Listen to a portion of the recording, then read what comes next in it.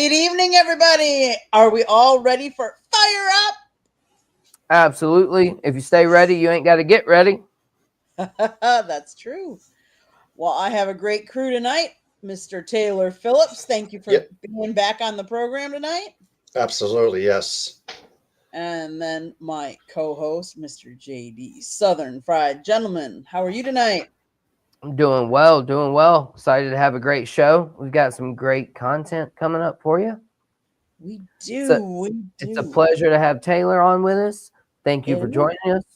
Mm-hmm. And yeah, man, we got a lot of stuff going on. We're going to talk about it all throughout the show and can't wait. There's lots of stuff happening in the sports world, even though, let's face it, it's a week or 2 weeks away from Hall of Fame game? Isn't that coming up real soon? 31st of July, I'm pretty sure.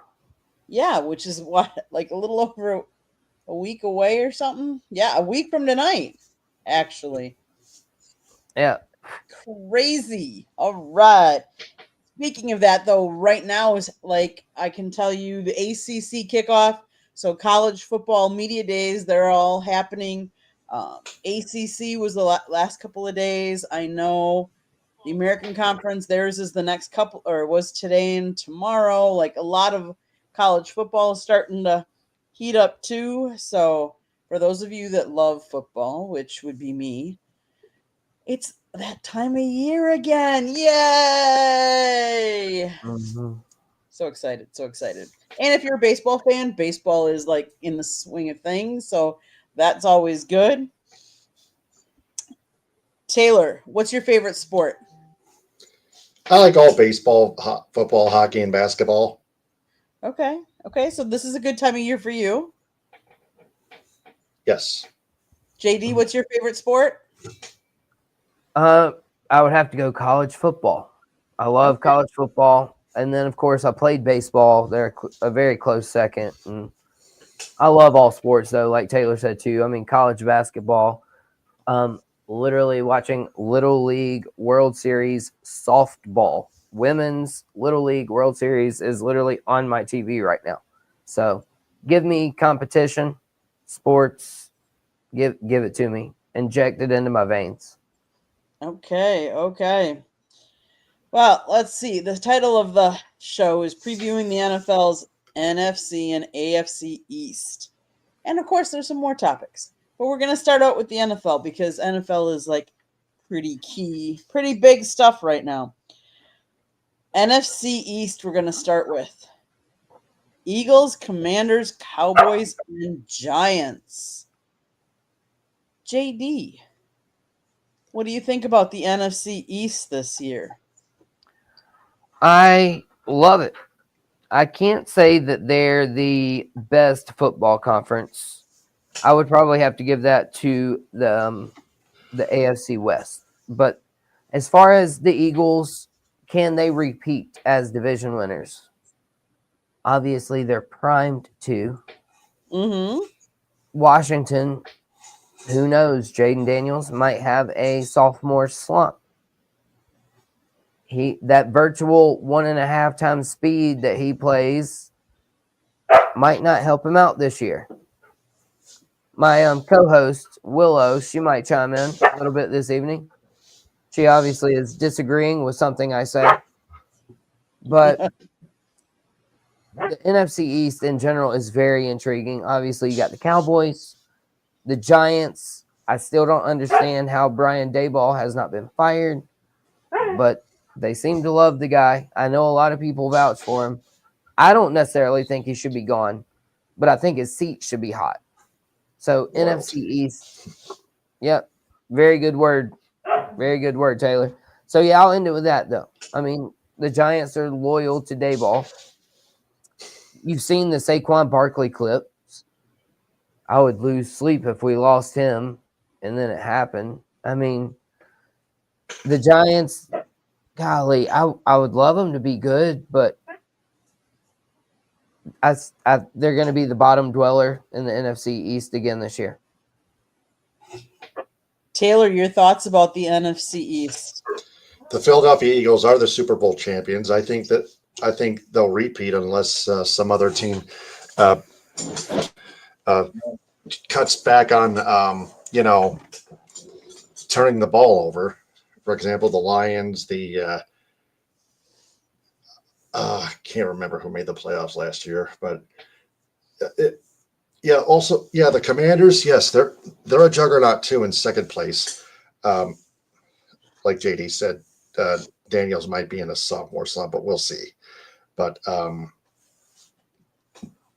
the Commanders have loaded weapons. The Lions have loaded weapons. The Eagles have loaded weapons. The Giants and Cowboys are still at the bottom dweller cellar of the NFL. That's it. Mark Livingston says Brian Dable deserves the benefit of the doubt. Vince Lombardi couldn't coach that team. Wow, that's pretty harsh. But I agree with you guys. Sure. Like the Eagles, Commanders, I can't see the Eagles not taking that. I mean, who have they really lost? Well, and to Mark's comment, he was the one I was specifically mentioning that has defended Brian Daboll to me. Mark is the one, and he's an Eagles fan. I feel like he might be like two-sided in this. Like, yeah, please keep Brian Daboll. We keep beating him. Like, don't fire him. We like the guy here in Philadelphia. Like, that's just really weird to me, Mark, that you're rooting for a rival team to not fire their head coach. I'm just saying.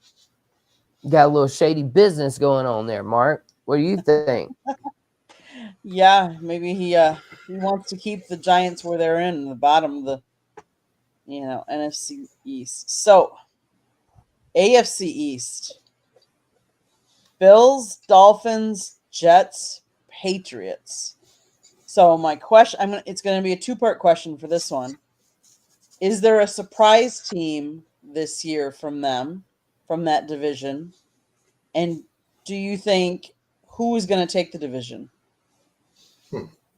Pretty simple. The Bills are definitely going to take the division. There is no surprise team in the AFC East. The Dolphins are still struggling even with Tua Tagovailoa. The Jets are still being the butt fumble, and then the Patriots.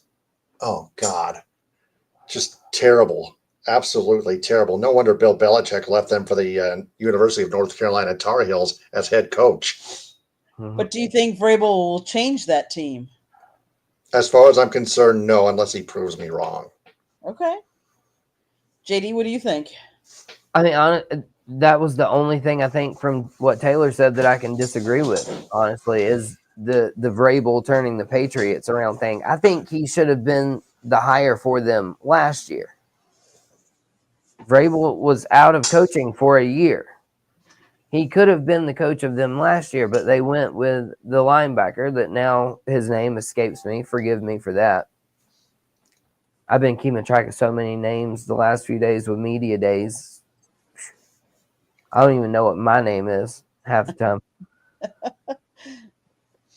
But the whole point of this is to say, like, Mike Vrabel, he shouldn't have been out of coaching, should have been the head coach of the Patriots already.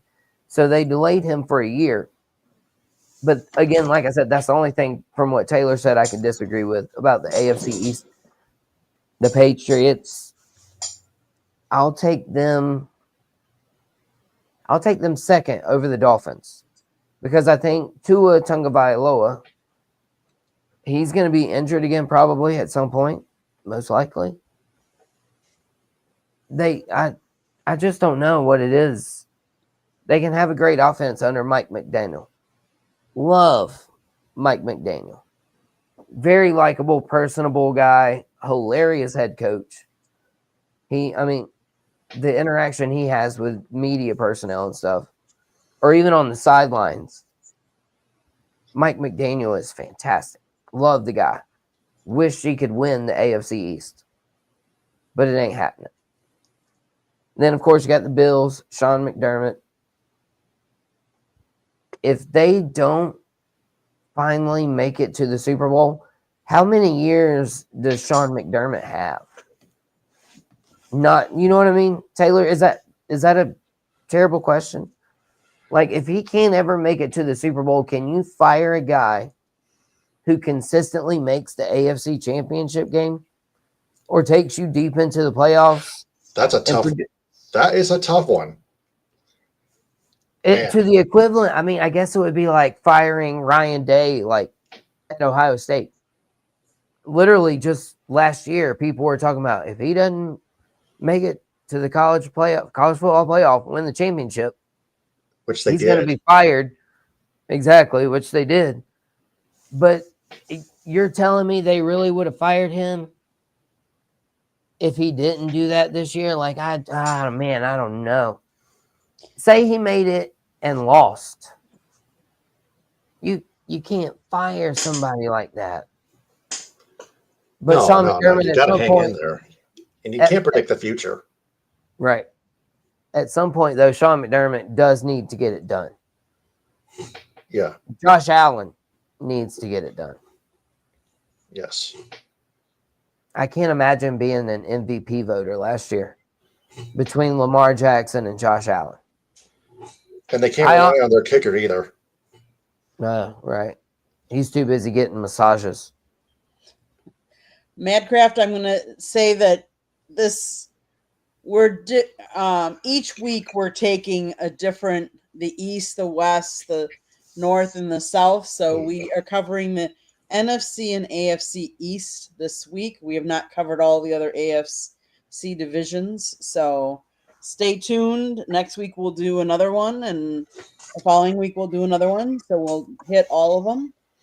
I do agree, though. I think the Patriots will be much improved. Now, I do not want to subscribe to that. Let's look at their schedule this year. What is their schedule like?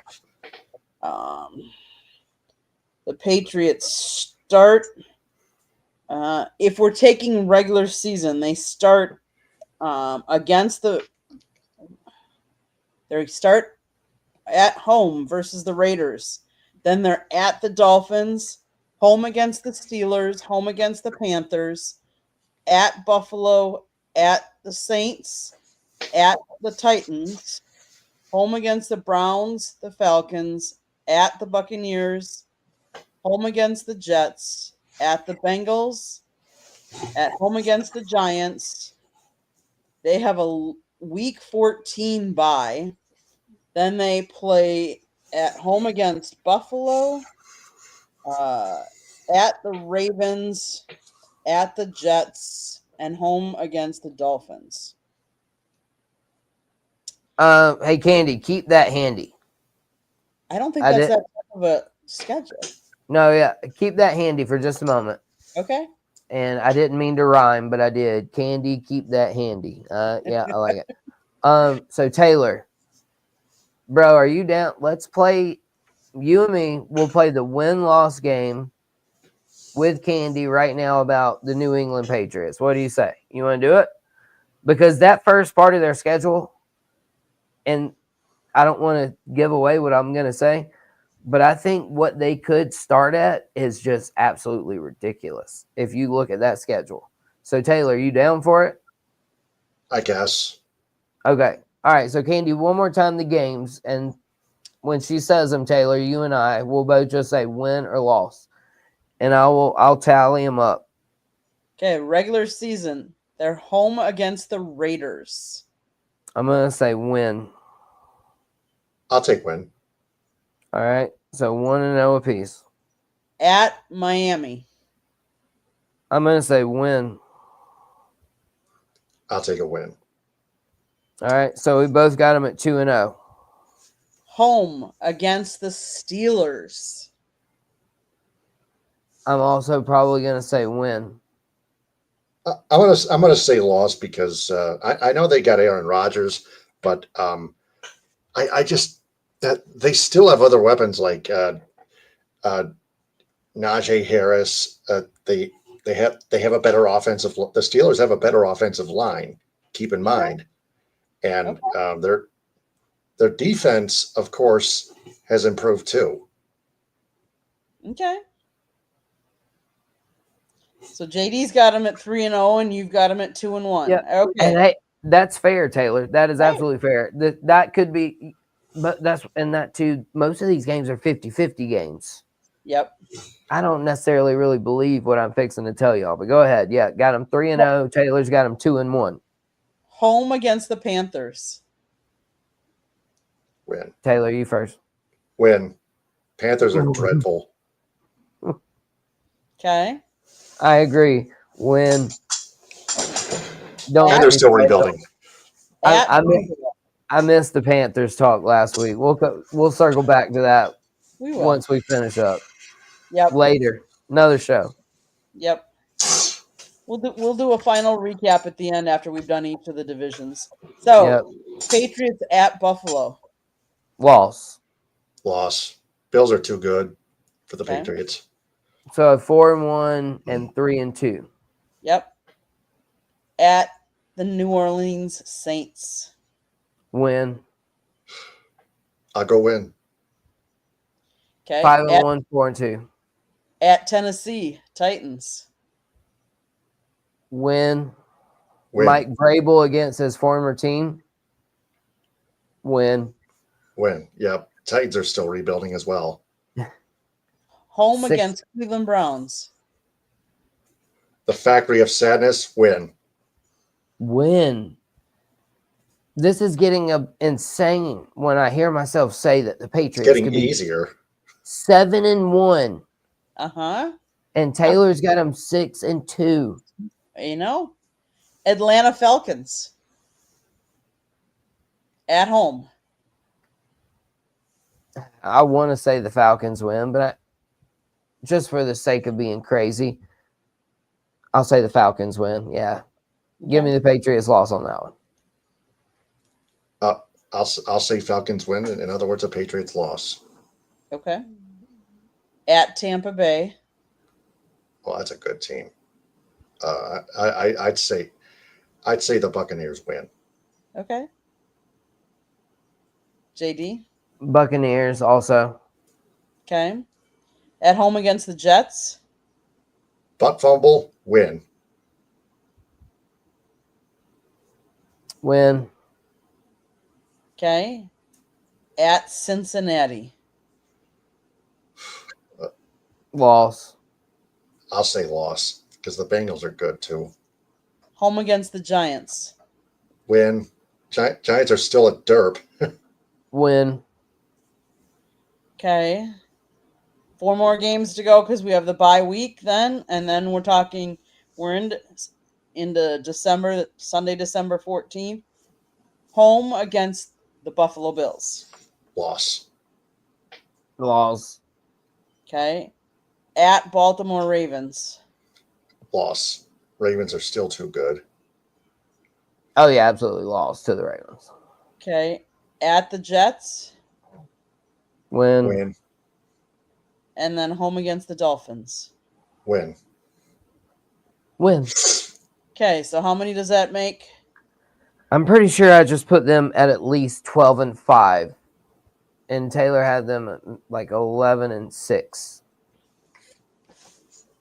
And what were they to end last year? They were Number 2. 4-13. Yeah. No, they only won like 2 games last year, didn't they? I think they won.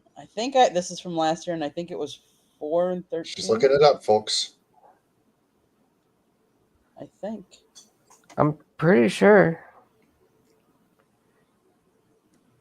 Did they draft? Who drafted second in the draft this year? Was it the Patriots? Can't remember. Yeah, me either. There's so many sports. It all runs together. I know. Let's see standings. Does it tell me? 4. They were Yeah, you're 4-13. right. Yep. Yeah. 4-13. Yeah.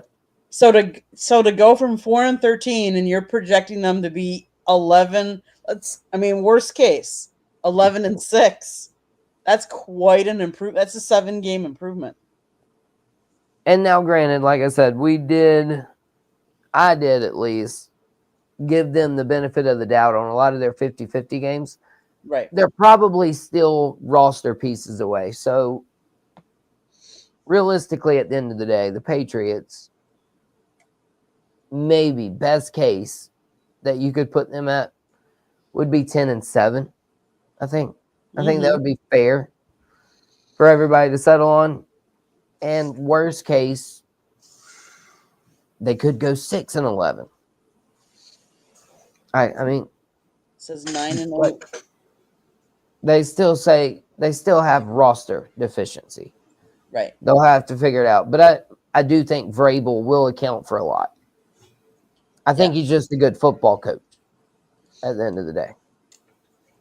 Well, and let's face it, I don't know if you guys have heard or read anything about Tua coming out and saying that he's still developing a relationship with Tyreek. Like they're still not on the same page. Come on, really? Well, the update I got is because of Tyreek and his "I'm out" post or his comment after the playoff game last year or whatever it was, or final game.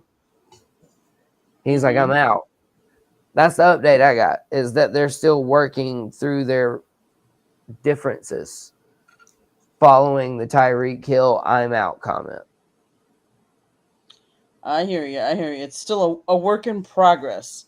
They're still trying to mend the relationship, apparently, is what admitted that Tyreek Hill is still working to mend the relationships with the team after the wide receiver suggested he wanted to leave the Dolphins. When you say something like that, you don't just come back from that with, hey, my bad.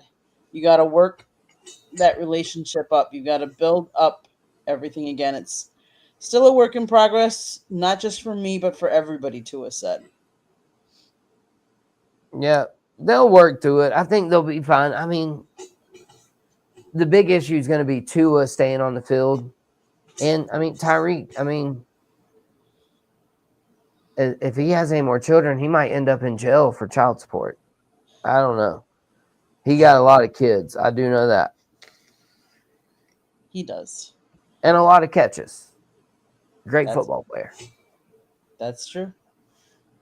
Okay, Madcraft, can I give you all an amazing stat on the Patriots? Of course you can. We love it when our listeners come in and talk to us. And yeah, don't keep me waiting, Madcraft. The proof is always in the pudding. Cream always rises to the top. I like that one, Taylor. Proof is in the pudding. Meaning, truth is detected. Yeah. As in stats, research, analytics. Everybody's got sports facts coming up. All right, send them. Shoot, what y'all waiting put for? them in. Don't just say you got them. Put them in there. Give them time. Give them time. They need time to type. Yeah. They better be good. I'm just kidding. Patriots have swept the Jets 18 times all time. Out of those, 15 done by Tom Brady. Literally, I've never heard Tom Brady referred to as Tom Brady.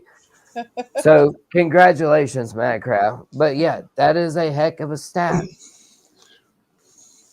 I bring nothing in. 18 times all time. 15 out of 18. So basically the whole time Tom Brady played for New England, he swept the frickin' Jets. That's crazy. Patriots and Jets has always been a mismatch. The Patriots had Tom Brady. The Jets have always been a butt fumble. It's been their identity the whole time. Mark Sanchez looks like he should have been a firefighter. Yeah, like Fireman Ed, right? Mm-hmm. Something close to it. So somebody wants to take us to baseball here instead of football. If you convert bases to miles, Hank Aaron is 13 miles worth of total bases ahead of Albert Pujols, who is in second place. That is, hold on, we'll time out. That is a wild stat. I will give you that. That is, I will say that too. And so, since you you tried to switch it over to baseball, though, on us. Watch this. The Southern Fried Gentlemen will handle those games. So, let's find out who the NFL rushing leader was. All time. Who is it? Is it still Emmitt Smith? Did somebody pass him yet? I don't know. That's a good I question. recall he surpassed Barry Sanders. Yeah, let's see. I'm going to find out. And then we're going to convert that to miles. And then we'll be able to convert it back to football. If the internet is going to cooperate with me, though. It's still Emmitt Smith. Yep, 18,355 yards. Yep. Let's And convert that into how many? Second is Walter Payton with 16,726. So there's a bit of a gap there.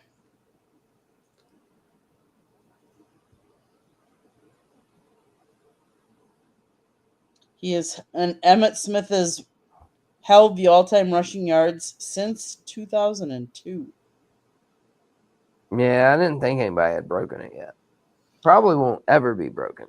Frank Gore is third on the list for you, Madcraft. It's Emmitt Smith, Walter Payton, and then Frank Gore. And Frank Gore had 16,000. So Emmitt has 2,355 more yards than Gore. Okay, and this is why I researched this, because it's going to blow you away. Okay. Over enthusiastic intern Caleb. If you convert bases to miles, Hank Aaron has 13 miles worth of stolen bases. Emmitt Smith, we said, had 18,355 rush yards, correct? Mm-hmm. Do you think that would be more or less than 13 miles? More. What about you, Taylor? You think it's more? More. Yeah. It's not. It's less. It's Is only 10.43 miles. Wow. And so in baseball, shorter distances, never being able to rush for 80 yards on a stolen base. Hank Aaron ran more miles in baseball than Emmitt Smith did in football. That is wild. So there you go. Crazy stat. Back to football. Bang, bang.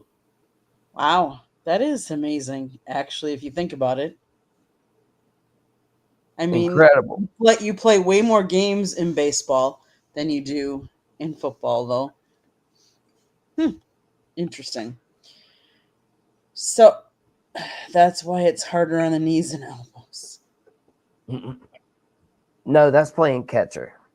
Just ask Scott. He knows. Oh, yeah. Been there, done that. Okay, so are we ready to switch it a little bit to some college football? Sure.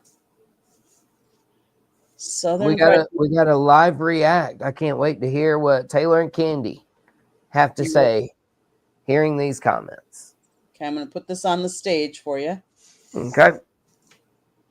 So first, we will start with Mr. Greg Sankey, commissioner of the SEC. And I started out my article for Greenville Sports Media by saying football is in the air. It's so close, you can almost smell it. And you could also smell the garbage that all the commissioners and coaches spew at these media days. So here is Mr. Greg Sankey spewing nonsense about college football. Let me be clear, from my perspective, college athletics is not broken.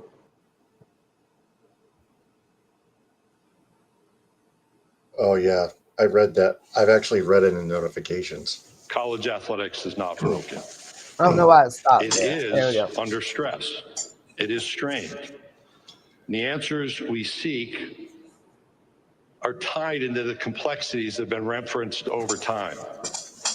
I went back and read my remarks from this podium or others over the last few years and pretty consistently have identified the challenges ahead with some of the decisions that we may have to make.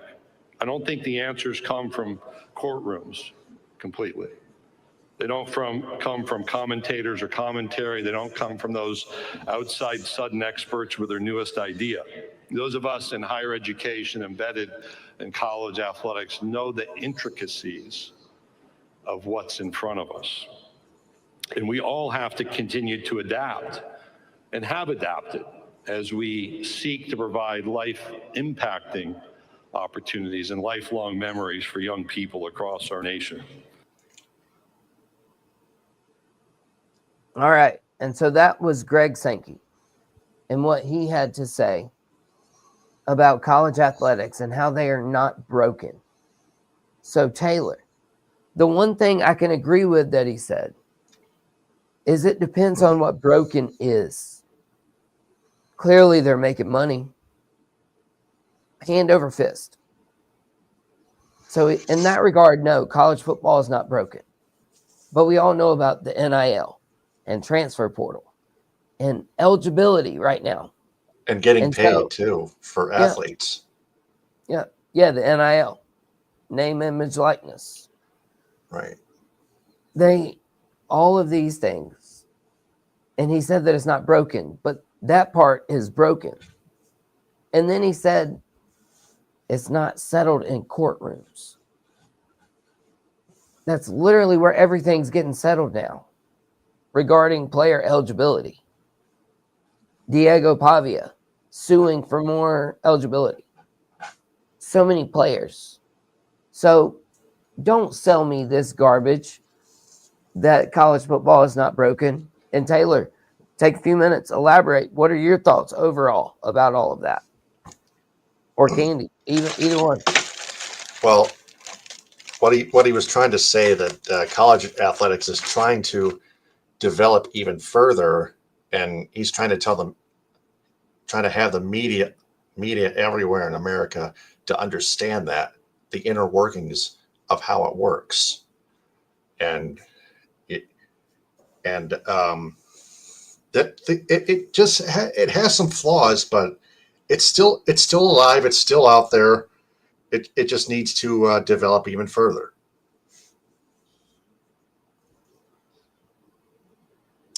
Did either of you? Their whole problem was they let the NIL and everything.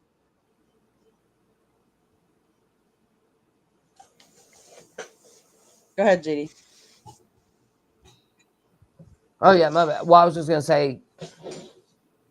Sorry, I froze up there. Now I don't know what I was about to say. Go ahead, Candy. My bad. So I was gonna say, did either of you see what Donald Trump did? Inking an executive order to clarify college athletes' employment status, because I think he's saying these guys are not professional athletes yet. So should they be, will this mean that they're going to put a cap on some of this, or that they shouldn't be earning as much as they have? Because let's face it, they are getting an education, and most of them are getting an education for free. Let's face it. Some of them are taking advantage of that. Some of them aren't really. Like, how much are they really? Are they graduating or are they not graduating? But I think Trump is trying to help that part of it, the NIL part. Right. Well, and Clemson, Dabo Swinney, he touted that today. He's graduated a ton, like 99% of his players. And a lot of them have also won championships. Every player he's ever recruited won some sort of championship. That is ridiculous. Mm-hmm.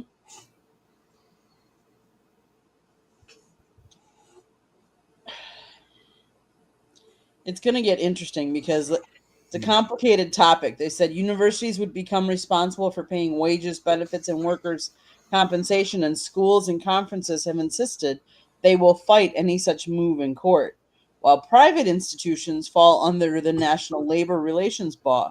board, public universities must follow labor laws that vary from state to state. And it's worth noting that virtually every state in the South has right to work laws that present challenges for unions. So this is going to get, I think this is going to be a lot more complicated too. It's not going to be as easy and as they've had it so far. But is college sports broken? I wouldn't say it's broken. I would say it's evolving and it's ever changing. But so is a lot of things. So are a lot of different things. Right. You know, we're seeing a change in the types of jobs people are getting. You know, and some of those low, and I hate to say this, but low minimum wage jobs aren't out there anymore. Let's face it. You walk into a fast food restaurant, and most of the time, you're ordering at a kiosk. You're not ordering with a person, so you're eliminating some of those jobs. And every industry is changing. I mean, how many newspapers do you see out there anymore? You know, everything. So, along with college sports, a lot of things are evolving and changing. Oh, absolutely. And if I could make adapting into a dirty C word, you just said it, I guess. Changing. Yeah. You gotta be able to think on your feet. You gotta be able to adapt. You gotta be forward thinking. And the NCAA has tremendously failed in that regard. If I've said it once, I've said it 1,000 times.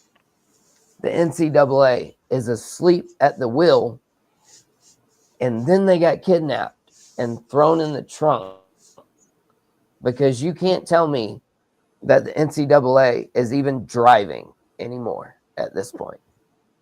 Mm-hmm. Taylor, do you have any strong feelings about the NCAA? No, I don't have any emotions at all. It's just like I explained. It's just the inner workings of how it's supposed to work. That's all. I've got no feelings at all. Make sure to clip that. Taylor just said that. I've got no feelings. I'm just kidding, Taylor. Yep. You ready for your next clip, JD? Yes, ma'am. We are ready. Let's add it. Okay. All right. We have Kurt Signetti. He just canceled a series against Virginia. Sure, it wasn't just him. It might have been the administration. Okay. We picked up an extra home game, and we play 9 conference games. You know, the 2 best conferences in college football, any football guy that's objective will tell you, is the Big Ten and the SEC. All right? 12 of the 16 SEC teams play 3 G5 or an FCS game. 12 of those teams play 36 games, 29 G5 games, and 7 FCS games. And 1 less conference game. All right? So we figured we'd just adopt SEC scheduling philosophy. You know, some people don't like it. I'm more focused in on those 9 conference games. You know, not only do we want to play 9 conference games, okay, and have the 4-4 championship, the playoff format, okay, we want to have play-in games to decide who plays in those playoffs. You know, championship weekend, let's play 3 versus 6 and 4 versus 5. You want to decide that on the field, make sure everybody's strength of schedule is what it needs to be? Let's make everybody play 9 conference games, and on championship weekend, 3 will play 6, 4 will play 5. And there's still room for another at-large in that format. And why shouldn't the Big Ten have 4 AQs? Because Ohio State actually finished 4th in the conference at the end of the season. Indiana and Penn State were tied for 2nd. They won the tiebreaker. Ohio State won the national championship. Right. Okay? You want to put the best teams in the playoff? Yep, there you have it. A lot of things he said I agree with. A lot of things I don't. Because I can debunk his whole schedule theory about the SEC in 2.5 seconds. Alabama, they play at least 2 Power 4 conference teams every year from this year until 2034. Georgia, same thing. Every year from 2026 to 2034. The Gamecocks this year play Virginia Tech and Clemson. 2 ACC schools. We don't get cupcake wins over here. Plus, we play an 8-game conference schedule. So miss me with the 9-game conference schedule. I don't want to hear it. It's retarded. It's dumb. Sorry, that's a bad R word to say. But dang it. The 9-game stuff is ridiculous. I almost said it again. Golly, my bad. Should not say that word. But when you're talking about the SEC and scheduling, we're plenty deep enough. There's an ACC coach that said the same team has won the SEC. Six of the same teams have won the SEC since 1964. Clemson and Florida State are the only 2 schools to win the ACC in the last 10 years. What's your point? You know what I mean? Mm-hmm. It's daggum good football, and you can't argue that. The SEC, top to bottom, football, roster-wise, team-wise, is better than the Big Ten. Just ask the NFL. That's all I got to say. Just ask the NFL. I hear you, but he does have a point that he said the 2 top conferences are Big Ten and SEC. We're so close to it being like broken away. Like all of those conference schedules I just mentioned, they might not even exist in a couple of years. Right. Well, let's face it. I mean, he's right. Ohio State won the national championship, but they weren't even in the top 3 in their conference. That's kind of crazy. Anything can happen. Right? Yep. Still got to play the game. I was about to say that exact same thing. Great minds think. Not alike, just they think. And me and Taylor were about to say the same thing. Respect, Taylor. I was about to say, yeah, that's why you play the game. Mm-hmm. Yeah, that's true. But yet, golly, I'm just so sick of this whole conference talk. Everybody tries to lump everybody all in together because you're in the same conference. Like, it's got that old school, like high school posse feel to it. You know what I mean? Like, we're the cool kids and we're the not so cool kids, or we're the rich kids and the not so rich kids. Mm-hmm. Like the whole SEC Big Ten thing is juvenile. It's just juvenile. Just root for your team. But the 2 conferences those 2 conferences are heads and tails above a lot of the other conferences. I mean, let's face it. Look at what the Pac-12 is. What is the Pac-12 anymore? You know. Yeah. The Pac-12 has come back to life. But Candy, to exactly what you're saying, that the Big Ten SEC, they can't agree on how they want the college football playoff to go. Mm-hmm.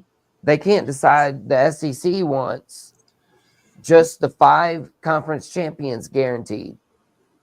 And then whoever the top 11 is after that gets in. Mm-hmm. Whoever it may be. The Big Ten, I like the Big Ten's idea better. I will say that. They want 4 automatic qualifiers for the Big Ten, SEC, ACC, and Big 12. Both get 2 apiece. You get the highest ranked group of 5 or group of 6, whatever you want to call it now. Mm-hmm. You get the highest one out of that, and 3 wild cards. So, which way do you think they should go when they go to a 16-team playoff?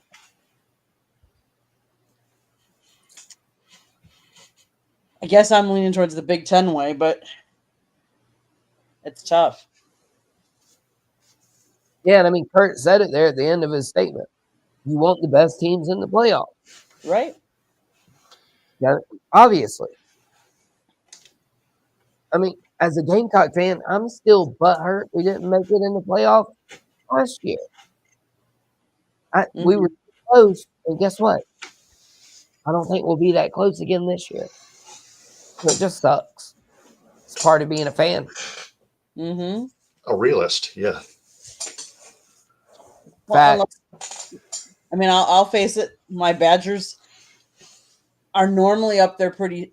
They kind of fell flat on their face these last couple of years. This was the first time in, I think it was 20 some years that they didn't make a bowl game even, which was disappointing. But their quarterback, which was the transfer Tyler Van Dyke from Miami up to Wisconsin, got injured first game.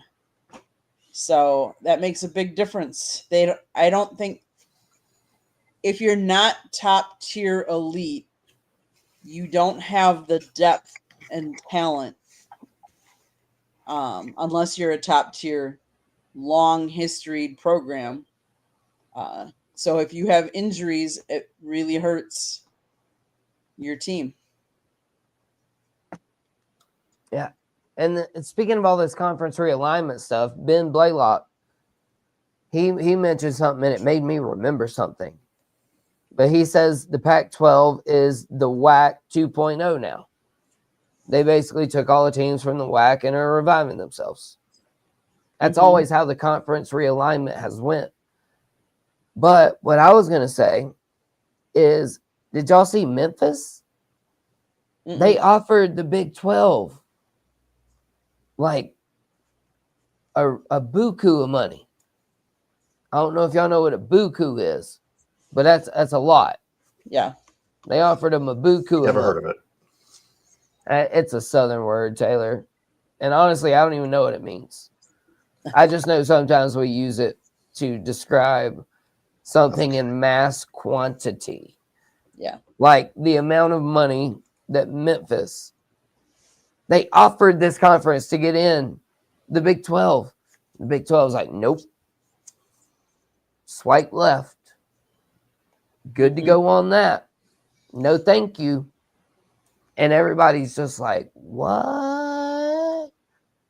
How could you not add Memphis?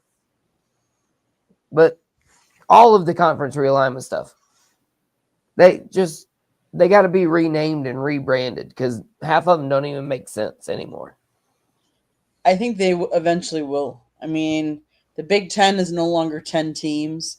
You have East Coast and West Coast, so travel is just kind of horrendous. I think eventually it's coming. I wouldn't say it's in the next 2 or 3 years, but I think it's definitely coming. Well, Ben Blaylock with the inside information. Memphis and Tulane having discussions with the ACC and Big Ten. Well, apparently the ACC, as of today, is going to have to replace UNC and Clemson because they're looking to join the SEC again. Like, literally, people posting that. Like, I'm over the conference realignment. And speaking of the Atlantic Coast Conference, and Candy, we can move off of it after this. Okay. Speaking of the Atlantic Coast Conference and the renaming and the rebranding, their travel is worse. East Coast to West Coast with Stanford and to South Carolina and stuff. Like, flying to the Northeast is slightly closer for the Big Ten. Mm-hmm. But the Atlantic Coast Conference has teams that are on the Pacific Coast. So now you got to name it the All Coast Conference. You Right. can't be the Atlantic Conference anymore. ACC.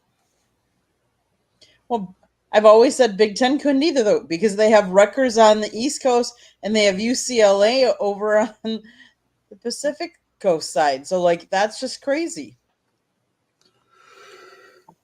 But yeah, I agree. I think at some point they'll sit down and they'll change it. But Yeah, they'll go to that pods. Something major, like groundbreaking, mm-hmm. will happen with the NCAA. And to P Digits his point, Big Ten divisions are legends and leaders. Mm-hmm. And I said I'm good with them just being East and West. That's Mm-hmm. what's going to happen in the new format. It will be geographical again, and it'll be NFL 2.0 has been used 2.0 earlier. So, Mm-hmm. Candy, what else we got? One of the topics I wanted to just bring up, and it's just a quick thought. Do you have a bucket list?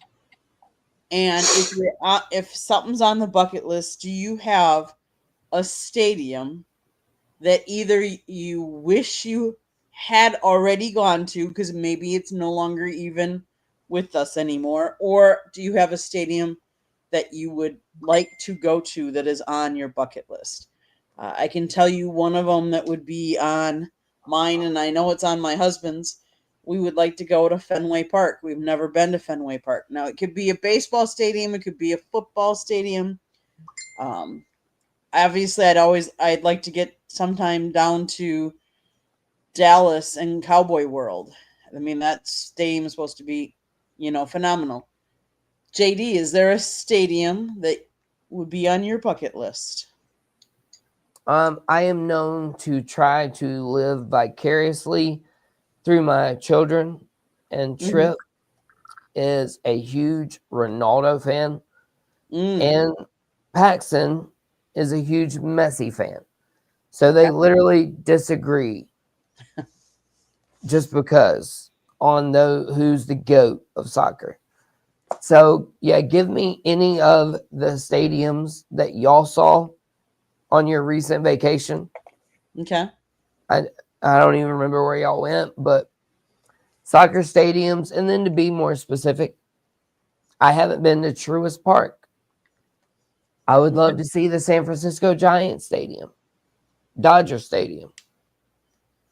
Give me baseball and beer or football and beer, and I'll take any stadium any day. Okay. It could be high school or college, Mm-hmm. or it could be Little League flag football. There you go. Just give me competition.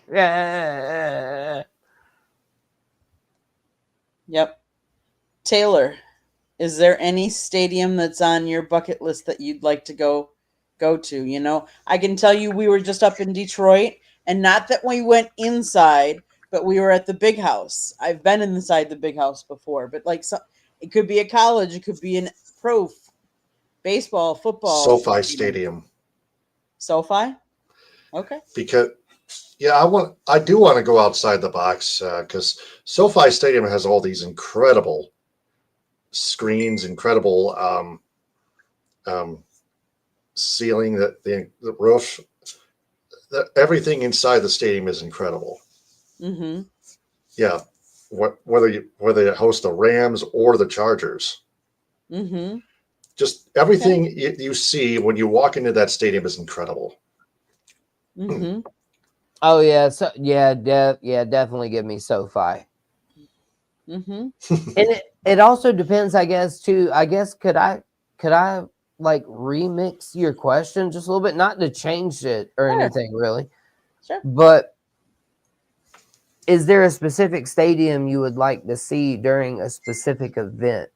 Like, for example, SoFi Stadium wouldn't be that great with a Taylor Swift concert for me. But you give me a chance to go to the Super Bowl in that stadium. Oh, Comparison. I'm gonna be like a little yappy chihuahua, like barking at the front door, letting me get in. Like, give me all of that. And so, just to remix the question, is there another, like a stadium that you maybe wouldn't consider unless something like serious was going on there? And then it'd be like, oh yeah, I can't miss that. Taylor, I'm sure I know you're up the Upper Peninsula, right? You called it the UP earlier. Yep. Give me something around your area, like an event place or a minor league team that, I mean, you enjoy to go to or that you've been to. Is there anything local that you've been to? I used to go to Traverse City Pittsburgh's games until I got tired of the music of all the music that they play, which is a bunch of sissy crap. Which leads me to conclusion that I'm done going to games now. Okay. Well, okay. Hey, I'll tell you what.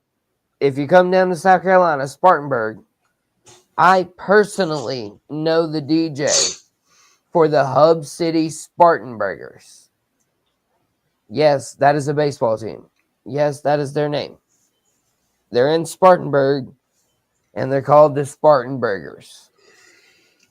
My goodness, we'll talk about the name later. But I personally know that DJ. So, Taylor, if you need some specific music, you come down to this stadium, man. I got you. How about Blaster Jacks with Timmy Trumpet? Narco, huh? I've never heard any of those words, much less any of them put together. It's the Edwin Diaz walkout theme. Really? Okay. I'm obviously going to have to look that up now.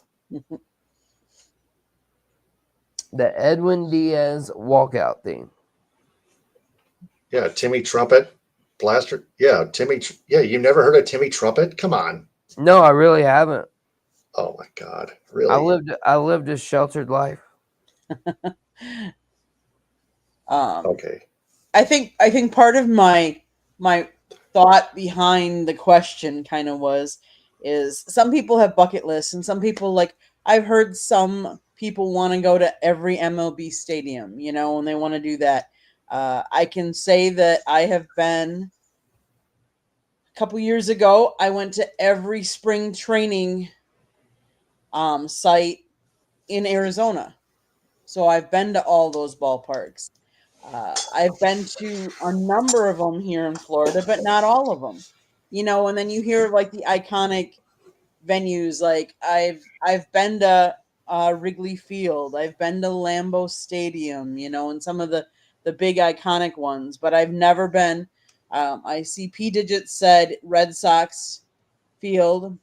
That's I've been to JetBlue, so I've been to their spring training site, which is a smaller replica of Red Sox Field. But Candy, save some money and go to the Greenville Drive. Every inch and foot matches the Red Sox. They even have a wall. So, like I said, their JetBlue down here, their spring training stadium we've been to, it is a smaller replica. But it's still not the actual Red Sox field. We were in New York. We were outside of the new Yankees stadium. The old Yankee stadium is no longer there. It's a soccer field. We were there, but so that was kind of my thought behind some of these stadiums. And we were up in Michigan and we were in Detroit. We were actually in Ann Arbor this 2 weekends ago. And so we were outside of the big house. And then we saw how close their basketball stadium is right next door to the big house. And I did not realize that. But I've been inside the big house too. At one point, my dad and I and my brother were going to go to all the Big Ten stadiums. So we had been to Minnesota, we had been to Illinois, we had been to Ohio State, the Big House, we've been to Wisconsin. So I was just curious if there was anything like those that you guys had done or wanted to do, and that's kind of what sparked that question. Oh yeah, no, it was a lovely question. Like I said, yes, there's so many stadiums. Hmm? Like I said, I literally just want to go to all of them. But Candy, so like we mentioned earlier, and I'm going to do this real quick, and we'll move on again. But Taylor said I never heard of Timmy Trumpets, and like I said, I was asking you if you ever have, right. But yeah, so and you StreamYard's said no. giving me. Yeah, I know. That's what I'm saying. So StreamYard's giving me this crazy ability, though, Candy. If you could show that on stage. And so, Taylor, please tell me, is this the song? Yes.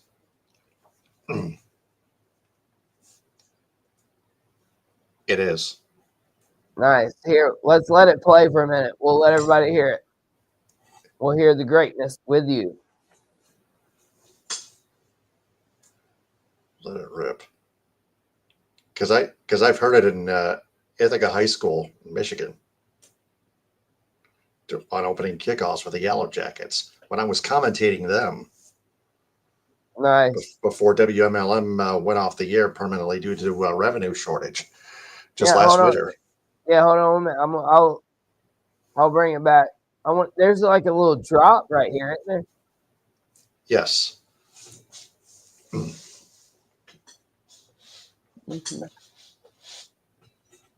Man, what a song. What a song. What a song. I'm so glad, like I said, StreamYard's giving me these abilities, and Taylor led me on to something, and I love trumpets. So we went down a rabbit hole. Yeah. Back to you, Candy. Well, I think it's time for my town. So, Mr. Taylor, what's happening in your town? Well, the Tigers have lost 10 of 11. They got four bums in the lineup that can't hit: Parker Meadows, Matt Vierling, Jake Rogers, and Trey Sweeney. And this team cannot play defense. Even Wenzel Perez is struggling. So, yeah, the Tigers still have the AL Central lead, but that may collapse too in the future unless the Tigers actually do a hell of a lot at the trade deadline. I hope they bring in both Alex Bregman and Eugenio Suarez back, both into the roster, and DFA Sweeney, Vierling, Meadows, and Rogers. They need a catcher, a better catcher to platoon with Dingle, a catcher that can hit better, way better than Jake Rogers. Plus, they need better starting pitching than Jack Flaherty, Reese Olson, and Casey Mize, because they're not going to cut it. Jackson Job is out, so the Tigers need 4 replacements. Tarek Skubal cannot do it by himself, and they need better bullpen help. Tommy Canley throws way too many freaking softballs. Carlos Hernandez got DFA'd, thank God. I mean, their bullpen, Brendan Hannafy, he sucks. On an ERA of almost 4. I can't take it anymore of this team. Chris Illich is still a cheapskate, but he'll have to prove it once more unless the Tigers GM and president, Scott Harris and Jeff Greenberg, the GM, prove me wrong, but by spending a lot. But Chris Illich, he said he can't afford it because he keeps spending way too much on priority seats, Little Caesars Pizza, other revenue crap, on stadium renovations. Nobody cares. Just bring me a championship. And then the Lions, they had a couple scrums, one between Brian Branch and Amon-Ra St. Brown during training camp. That fighting needs to stop. The Lions are better than this. They need to start getting together. However, Jared Goff says it's been going very smoothly with John Morton as their new offensive coordinator. They're changing, and which leads me to a sense that Morton may be a better offensive coordinator mentally than Ben Johnson. I don't care about Ben Johnson's fancy trick plays because some of them have not worked, especially when they fell flat to the Commanders at home in the divisional playoff when the Lions finished their last regular season at 15-2. And then for the Red Wings, though, wow, I did watch a video from Kyle Busch of the Healthy Scratch Red Wings report. Shout out to him already. By the way, that the Red Wings did not have a terrible have not had a terrible offseason. They got John Gibson. He is a better goaltender. The Red Wings got rid of Alex Lyon. They got rid of Peter Mrazek. They traded him to the Ducks for John Gibson.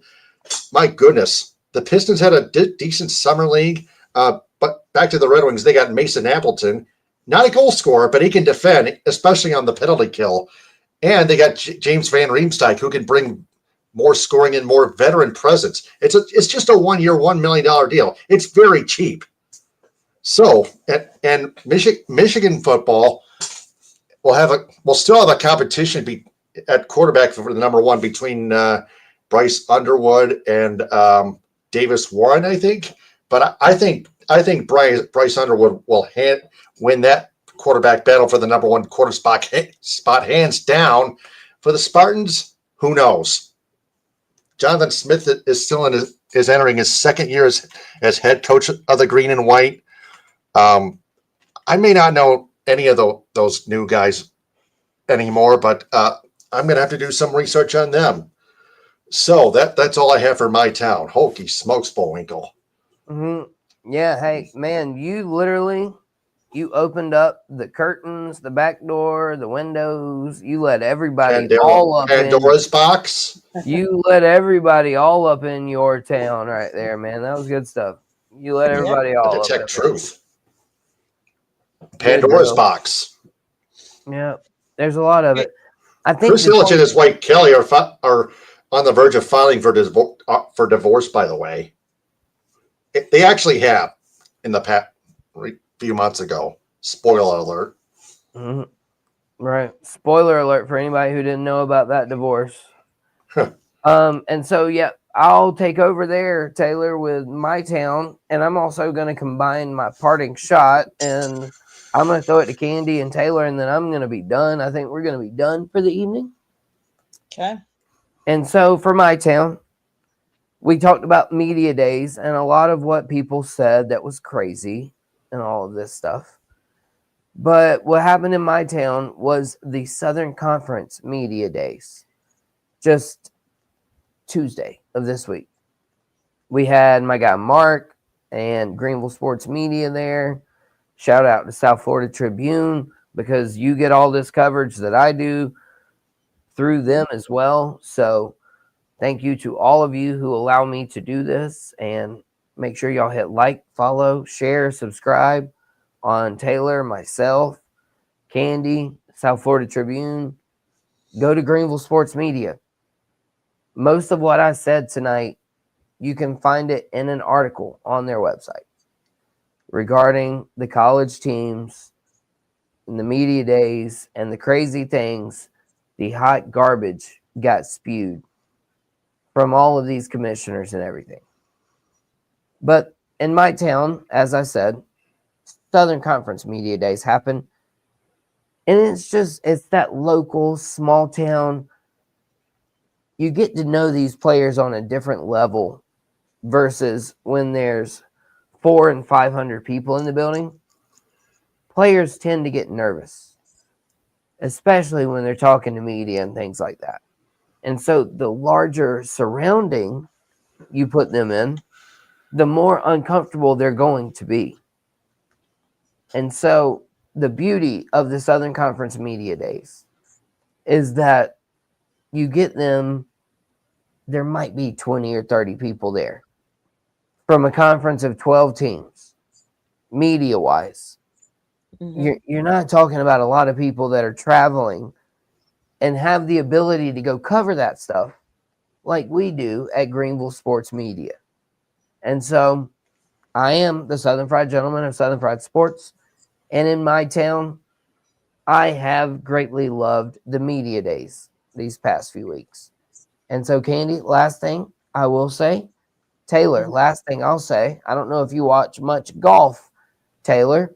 I Nope, know Candy not pays at a little all. bit of attention, but I'll say this. Imagine a team winning so much or winning by so much that they just don't make it fun to watch anymore. We see it happen on the football field. Scotty Scheffler has made it happen on the golf course. If it weren't for him leading by so many strokes at the Open this past weekend, there would have been a 4-way playoff most likely.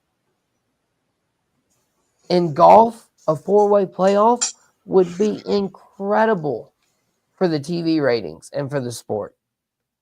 They absolutely need fantastic things like that to happen because they don't have Tiger Woods anymore.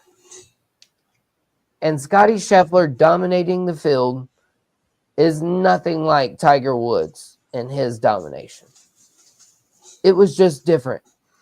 People will get sick of Scotty Scheffler because he is ruining golf. Okay. I don't know if I can follow that, but I'm going to try because it's time for me to talk about my town. And what I want to say is I think one of the best traditions in football is happening right now. And what it is the Green Bay Packers at training camp. They line up from their practice facility to go to the field. They have kids come and line up with their bicycles. And the kids will carry the helmet for the players, and the players will ride their bicycles, or depending on how big the bicycle or tricycle is. I saw one of the Packers actually carry a tricycle for one of the young girls. And it's just a really great tradition because they sign autographs for these kids. Uh, I even saw for the first time Matt LaFleur, coach, rode the bicycle down. Just a really cool way for them to interact with young kids. And so that's happening right now with the Packers training camp. The Brewers are doing well. I don't want to say anything more because I said more on Tuesday, and they had an 11-game win streak, and they lost then Tuesday after I said something. So all I'm going to say is they're doing very well, especially for a small market team. Let's see how far that they can go. And with that, the only other thing I want to say two more things. I want to say kudos to Venus Williams, as she is the second oldest female to win a tournament or win a match in the tour. Hand clap for that, everybody. Venus Williams. And I think Serena's coming back too. Tennis needs it. That's fantastic. Yep, great call, Candy. Hand clap for Venus. Absolutely. Exactly. At 45 years old. That's awesome to see. But I also want to say that we lost some people this past week. And so our prayers go out to all of their families. We lost Ozzy Osbourne. We lost Theo Huxtable from Malcolm Jamal Warner. We lost From Hulk the Cosby Hogan. Show. Yeah. Yes, from the Cosby Show. We lost Hulk Hogan, who I didn't realize actually lived down here in Clearwater, Florida. Unfortunately, he passed away this week. We also learned, I don't know if any of you else heard this, but the chef that had passed away, we learned today that she actually committed suicide. So what I'm going to say is, for any of you that need help, please seek help. There are people out there that want to help you. Please seek help. And prayers go out to all the families of all of those people. Candy, one day will e-bikes ruin that tradition? I don't think so because they don't. I haven't yet to see e-bikes at all on with them and with kids, but you never know. I mean, you you can never say. One of the words I've learned: you never say never, and you never say always, because those are two words that at one point will be found wrong or so. So could it happen? It could, but this tradition goes back to the 50s. So this tradition for the Packers riding bikes of kids goes back 70 years, I want to say. Right. So, And Candy, I'll second everything you said. okay. That suicide thing's no joke. Mental health's no joke. Right. Y'all don't hesitate. I am easily accessible. I think the teenagers say my DMs are open. So feel free. I don't care. Whatever you want to talk about. I had somebody just message me about their mom who passed away 3 years ago. Yesterday. They were like, yeah, my mom passed away in 2021. Mm-hmm. I mean, it was like, I'm here. You can message me for whatever. Taylor, Candy, it's been a fantastic show. You can find me at Southern Fried Sports JD on YouTube, at JD Wyatt06 on X. And Taylor, I would love for you to tell everyone where they can find you. Oh, yes. I am the creator of the Michigan Sports Truth podcast. There's my banner back there, but that's way too far away. So I'll tell you to you right now. It's on YouTube, the Michigan Sports Truth podcast. Subscribe to it on YouTube at the Michigan Sports Truth podcast, all in one word. Also in audio form on Spreaker, Spotify, iHeartRadio, Apple Podcasts, Amazon Music /Audible, Castbox, Deezer, Podcast Addict, Podchaser, and Gio Savin. Also on Twitch at Michigan Sports Truth. Also on X, Instagram, Threads, and TikTok at Michigan_Truth, and like its Facebook page. Also join its supporters club on Spreaker, just $2 a month. Taylor, I have a question for you. For your podcast, how often do you do it? When do you do it? When should people look for it? Well, when we have topics regarding our teams, and it's something I really have to discuss, then it's something that must be addressed. So, yeah, and if I find something interesting that I like, that most people like, hey, whether it's positive or negative or in between, it's the truth. It's out there. And that's what we target here in the state of Michigan. You don't do it on like the same night every night or every week or anything like that. It's when topics come up, correct? Yes, exactly.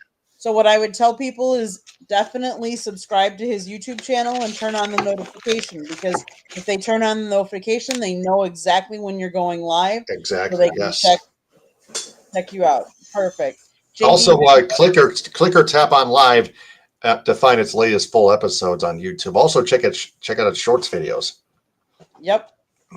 Southern Fried, when do you kind of go on besides this show? Obviously, you both do with me. Do you have your own YouTube channel? When do you go live? I have experimented a little bit on different days. I did Wednesday last night. My schedule that I like to keep, and I like to be consistent, which is a dirty C word on Southern Fried Sports. I like to keep Monday, Thursday, and Saturday for content. Okay. However, college football season's coming. I'll have a pregame kickoff show that I'll be doing through Greenville Sports Media. So a lot of my time is probably going to have to be rearranged. So either way, like Candy said, just hit subscribe, turn the notification on, and just be ready for tons of football and world and life and just whatever kind of content you can imagine. Awesome. You'll never know what I'm going to say. That's true. Okay, it's time for me to do my plug. And my plug is for my husband. My husband wrote a book. I can't believe that. I can't believe I'm saying my husband wrote a book, but he did. Lessons from the Microphone, Tuning into the Enduring Wisdom of Visionary Leaders. It talks about his 40 plus years in the media business and how it has changed. So if you're looking to get into this business, this is a great book to go out and get. It's available on Amazon, Barnes & Noble, Kindle, Google, and Apple Books. I can also tell you that South Florida Tribune is going to be running a contest, and they're going to be doing some giveaways. So we want you to keep being in our chat room, keep commenting. We want to see who does the most chats, and we're going to be drawing later on. I don't know if it's a couple weeks. We haven't quite decided. We're going to do one drawing when we hit our 2,000 subscribers. We're going to do one drawing when we hit a certain watch hours.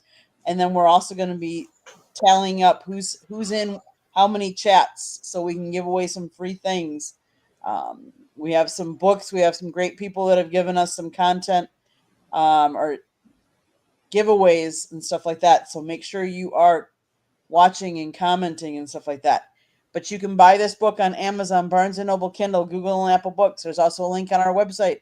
Go to southfloridatribune@gmail.com, where we have a lot of other content as well. If you like to listen to podcasts, you can find us wherever you get your podcasts. If you'd like to sponsor any of our shows or advertise with us, you can always call my husband Scott at 954-304-4941. And if you want to be a guest or you have topic ideas that you'd like us to cover, please email us at southfloridatribune@gmail.com. Hey guys, it's been a great show. I don't know that we're as fired up now as we were when we started, but Bro, I stay fired up. I could sit here and talk to y'all about 20 more minutes. Y'all don't play with me. Y'all know how the Southern Fried Gentleman rolls. Y'all be blessed, not stressed, and just be kind to one another, dang it. Sounds like a plan. Everybody have a great week.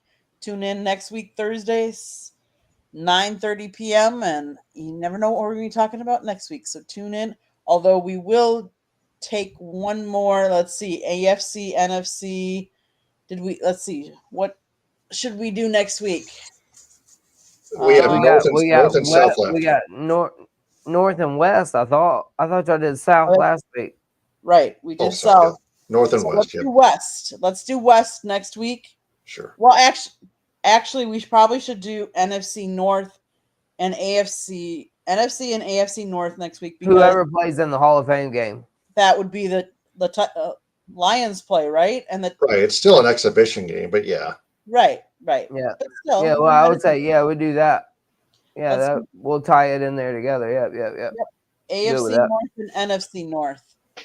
So. And there you go. You came behind the curtains on Fire Up and Southern Fried Sports this evening. Y'all heard show planning live on the air.